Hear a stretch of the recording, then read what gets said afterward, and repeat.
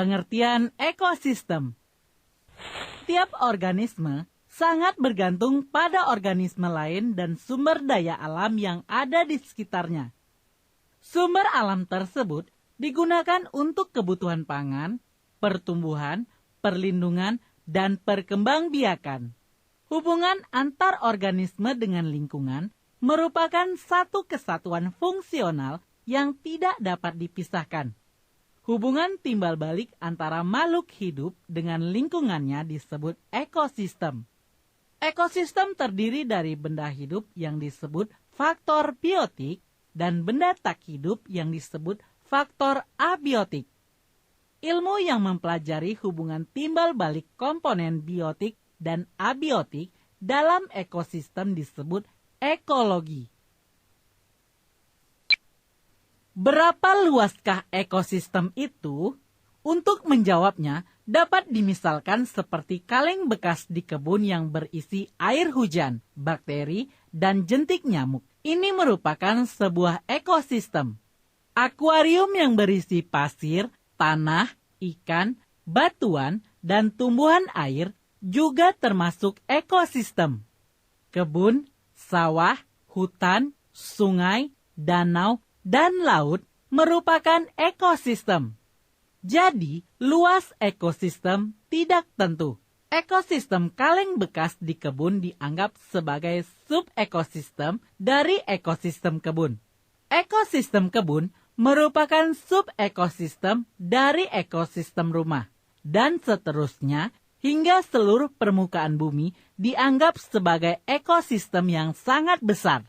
Lapisan di permukaan bumi dan atmosfernya yang dihuni oleh makhluk hidup disebut sebagai biosfer.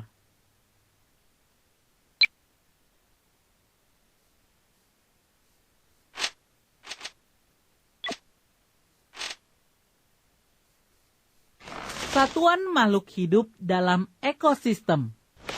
Makhluk hidup yang ada di bumi ini sangat banyak dengan variasi jenis yang beraneka ragam. Untuk mempermudah pemahaman tentang ekosistem, digunakan beberapa istilah. Istilah-istilah tersebut adalah sebagai berikut. 1.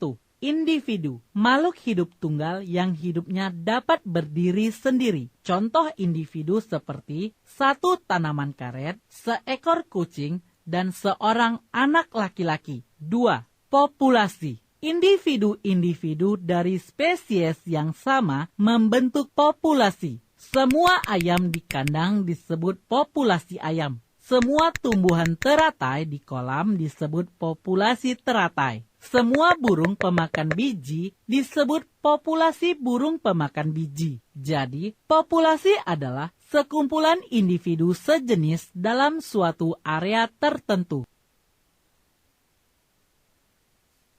3. Komunitas. Komunitas merupakan kumpulan dari beberapa populasi yang berbeda yang saling berinteraksi pada daerah dan waktu tertentu. Misalnya, populasi ikan lele, populasi ikan mujair, populasi eceng gondok, populasi plankton, populasi hidrilla merupakan anggota komunitas kolam. Interaksi yang terjadi, misalnya populasi ikan berinteraksi dengan populasi plankton atau ikan memakan plankton, maka terjadi perpindahan bahan makanan atau materi dari plankton ke tubuh ikan sehingga ikan dapat memanfaatkan energi yang tersimpan pada bahan makanan dari plankton tersebut.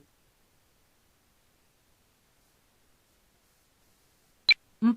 Ekosistem. Dalam suatu komunitas terdapat benda tak hidup atau abiotik seperti tanah, air, cahaya, udara, dan sebagainya. Antara komunitas dan benda tak hidup ini berinteraksi membentuk ekosistem. Jadi, ekosistem merupakan interaksi antara makhluk hidup dengan lingkungan abiotiknya, yang juga dikenal sebagai sistem lingkungan. Antara ekosistem kecil berinteraksi membentuk ekosistem yang lebih besar. Semua ekosistem di permukaan bumi berinteraksi membentuk ekosistem yang besar, yaitu ekosfer. Dibandingkan dengan bumi seluruhnya, ekosfer hanya merupakan lapisan yang sangat tipis. Lapisan permukaan bumi dan atmosfer yang dihuni oleh makhluk hidup disebut biosfer.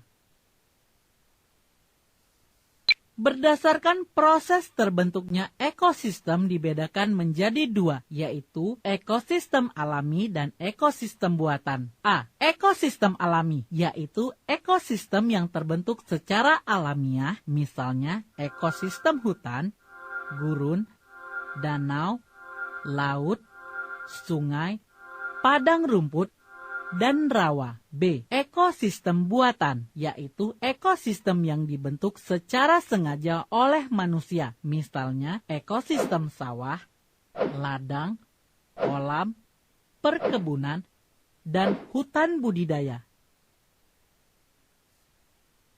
5. Biosfer dan bioma. Ekosistem yang ada di bumi sangat bervariasi, dari ekosistem yang sempit hingga sangat luas. Ekosistem yang satu selalu berhubungan dengan ekosistem yang lain, sehingga seluruh ekosistem di bumi ini membentuk satu kesatuan yang disebut biosfer. Di dalam biosfer ditemukan berbagai komunitas yang terpisah, misalnya komunitas tumbuhan, komunitas hewan, atau komunitas mikroorganisme. Gabungan atau kumpulan komunitas di suatu tempat akan membentuk suatu bioma. Di bumi terdapat 6 bioma utama, yaitu bioma gurun, padang gurun, hutan basah, hutan gugur, taiga, dan tundra.